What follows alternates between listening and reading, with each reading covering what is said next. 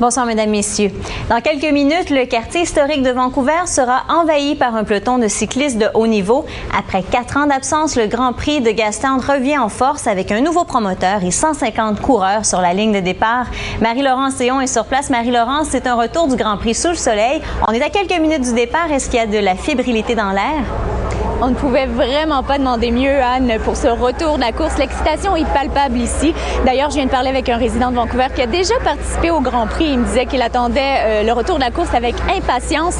Donc, dans quelques minutes à peine, le coup de départ sera donné tout juste derrière moi pour les femmes. Elles sont 29 à participer.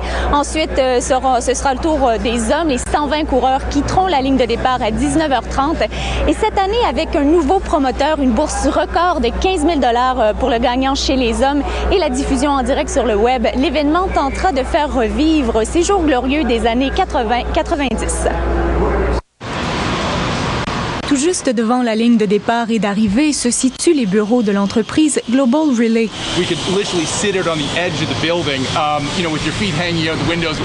Lors des Grands Prix, l'équipe était aux premières loges. Tout le monde assis, les pieds pendants au bout des fenêtres.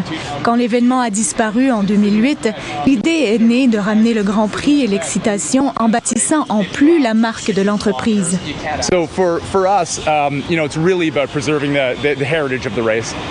Mais le plus important, dit-il, c'était de conserver l'héritage de la course. Un héritage qui remonte au début des années 1970.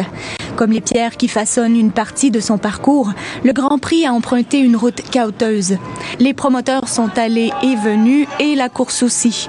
Les premiers Grands Prix ont attiré de nombreux jeunes cyclistes parmi les meilleurs en Amérique du Nord.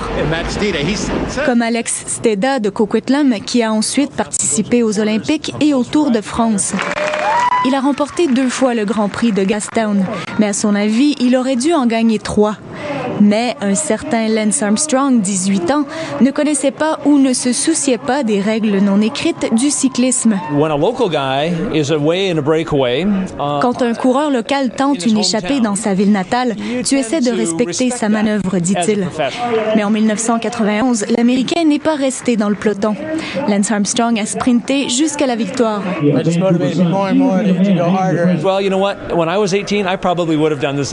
Après coup, Alex Steda s'est dit qu'à 18 ans, il aurait probablement fait la même chose.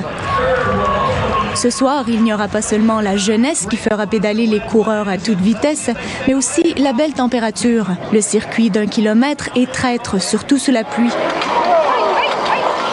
Il est très étroit et pavé de pierres par endroits. Rien ne garantit que le soleil empêchera les chutes, mais il réchauffera sans doute les ardeurs. 50 tours pour les hommes, 30 pour les femmes. À vos marques, prêts, partez.